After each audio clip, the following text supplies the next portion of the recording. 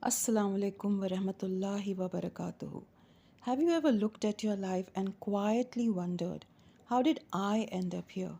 You tried to do the right thing, you trusted someone, you made sincere decisions, you prayed, and yet the outcome was nothing like what you expected.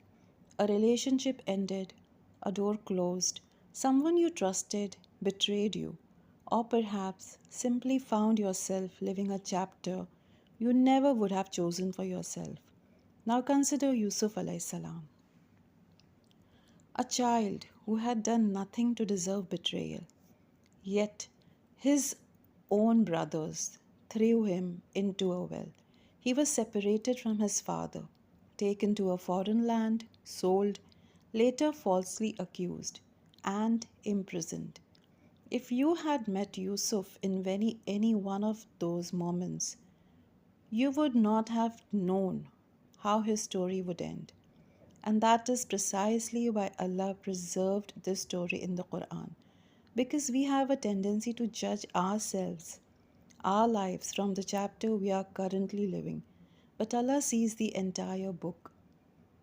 Let's see how the story begins. It begins with the well. When Yusuf's brothers cast him into the well, Yusuf could not see what was ahead. But Allah tells us something they did not know, as mentioned in Surah Yusuf, ayah number 15. We revealed to him, you will surely inform them of this affair of theirs, while they do not perceive. Even in the well, Allah was with Yusuf. The well was real, the betrayal was real, the pain was real, but it was not the whole story. And this is important in Islam. A trial is not evidence that Allah has abandoned you. The prophets were tested more severely than anyone. What matters is not whether a believer encounters hardship, but what matters is what hardship produces in him. Does it bring him closer to Allah or further away? Then Yusuf reaches the house of the Aziz, and another kind of trial appears. This time it is not suffering, it is temptation. The door is closed, the circumstances seem to favor sin, and Yusuf says, I seek refuge in Allah. Surah Yusuf, ayah number 23. Then comes one of the most powerful statements in the story. He said, my Lord, prison is dearer to me than that to which they invite. Surah Yusuf, ayah number 33. Think about what Yusuf is choosing.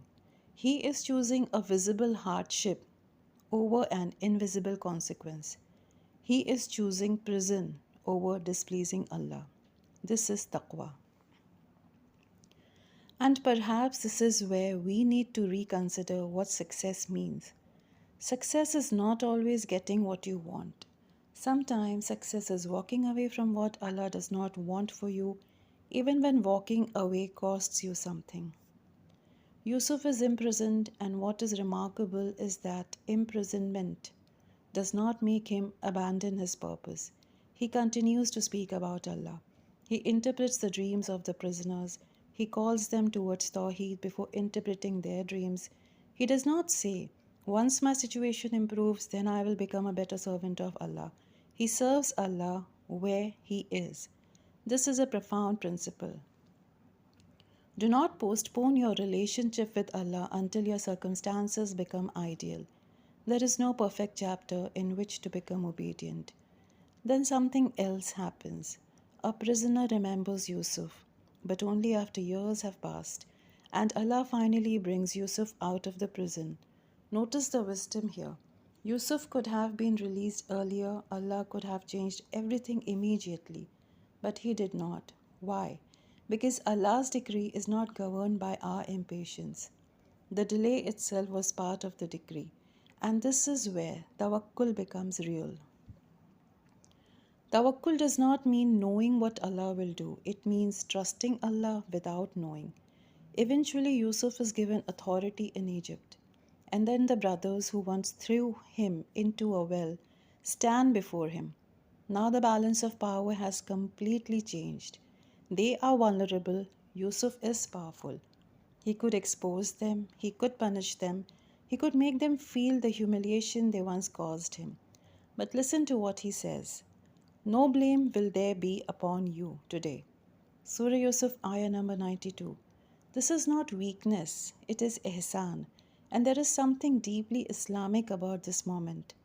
Allah gave Yusuf power, but power did not corrupt his character. The person who was wronged did not become a wrongdoer.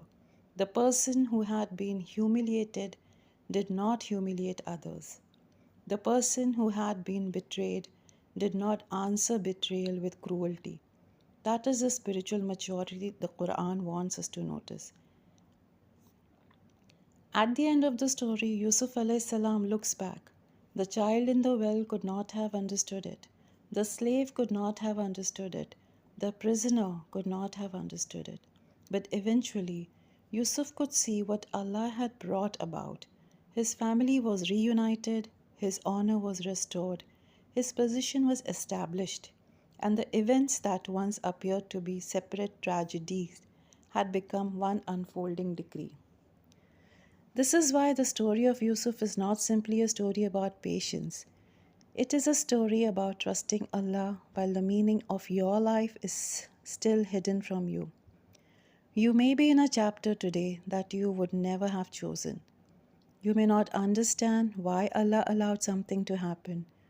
Islam does not require you to pretend that it does not hurt, but it asks something deeper of you. Will you remain faithful to Allah while you do not understand His degree? Yusuf alayhi salam did, and perhaps that is the lesson we need most. You do not need to know how Allah will resolve your story. You need to know who is writing it. And Allah tells us in Surah Yusuf, ayah number 90, indeed, whoever is mindful of Allah and patient, then surely Allah does not allow the reward of the good doers to be lost. So if you are somewhere between the well and the palace, do not mistake the chapter for the conclusion. Allah has not finished writing.